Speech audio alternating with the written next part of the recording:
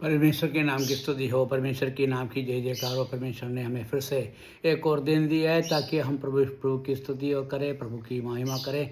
हम हमारा मैं वचन में से आपको एपिसोड 56 में जा रहा हूँ, 56 उसके अंदर हम यहाँ पर प्रभु की न्याय के बारे में हमने विश्वासियों के लिए जो न्याय के बारे में हम पढ़ रहे थे। उसके अंदर हम ये बता रहे हैं कि ये 5वां पॉइंट हम ये बता रहे हैं। आप कोलोसियों की पत्री एक में 22 में अपन पढ़ते हैं कि क्या पढ़ते हैं कि परमेश्वर हमें क्या करा है, हमें पाप से बिल्कुल मुक्त किया है। ये मैंने कल भी जब मैंने बात किया था तब मैंने कहा था, और वो उसी का कंटिन्यूएशन में है। और कलीसियों की पत्री में एक क्या लिखा हुआ है कि किंतु अब जब मसीह अपनी भौतिक देह में था तब मसीह की मृत्यु के द्वारा परमेश्वर ने तुम्हें स्वयं अपने आप से ले लिया ताकि तुम्हें अपने सम्मुख पवित्र, निष्कलंक और निर्दोष बनाकर प्रस्तुत किया जाए।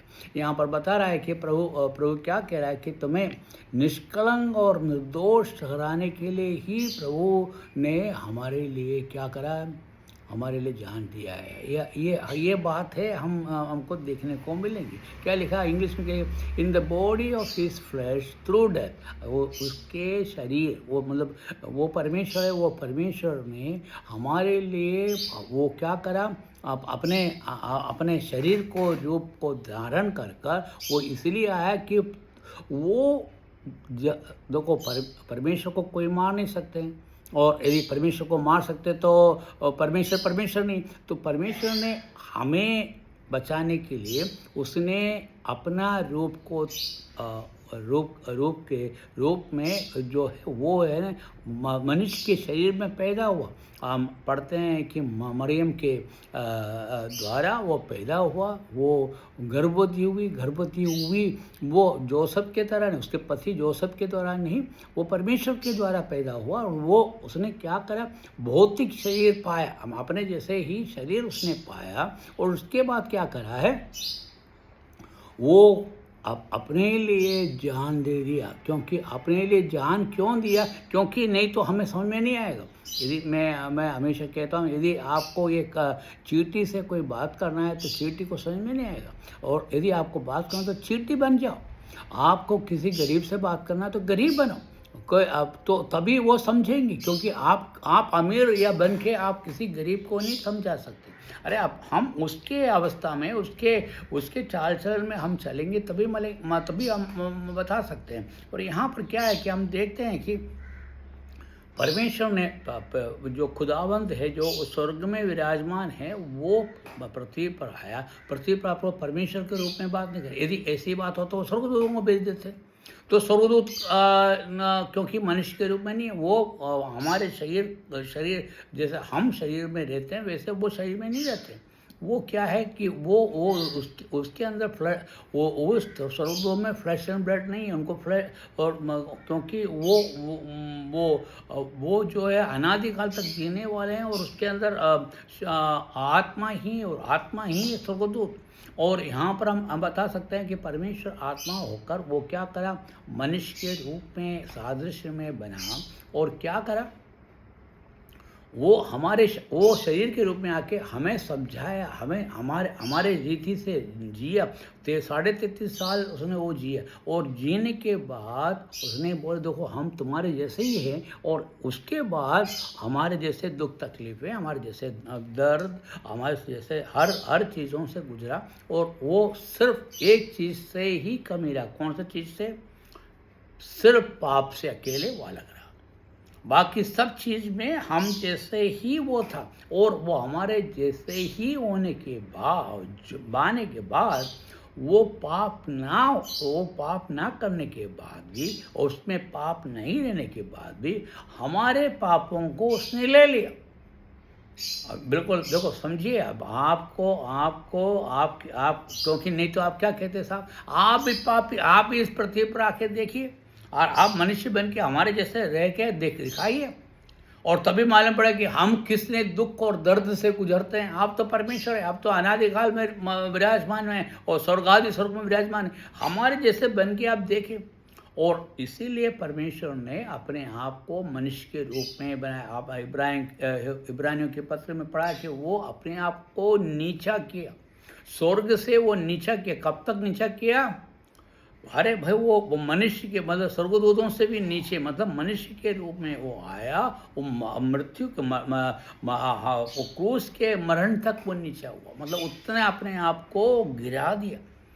हाँ, हम तो क्रूस के मरण तो नहीं लिया नहीं है, बाकी हमको जो सज़ा मिलना था क्रूस के मरण था, और उसने वो सज़ा भी लेके वो अपने आप को नीचे गिरा दिया। और गिराने के बाद क्या करा? वो अपनी मृत्यु के द्वारा क्या करा? Through death present you Holi. अब पिता परमेश्वर के सामने हमें पवित्र प्रस्तुत किया।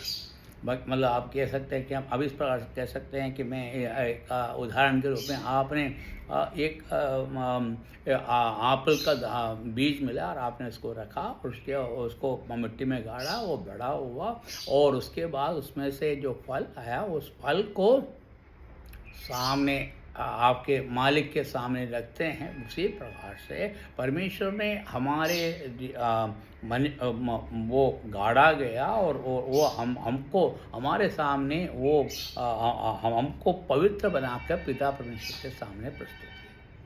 और यही नहीं, पिता परमेश्वर के साथ प्रसन्न के लिए हमें पवित्र बना के, दूसरा ब्लेमलेस, हमारे में कोई भी कमी ना हो, कोई भी कमी, मतलब किसी प्रकार से आप ये नहीं कह सकते कि हमारे में ये कमी है। हमारे सब कमी को उसने पूरी तरह से हटा दिया। ब्लेमलेस मतलब पूरी कमी को, और blameless above reproach his side, क्या बताया कि वो क्या निर्दोष, और निर्दोष होकर प्रस्तुत किया।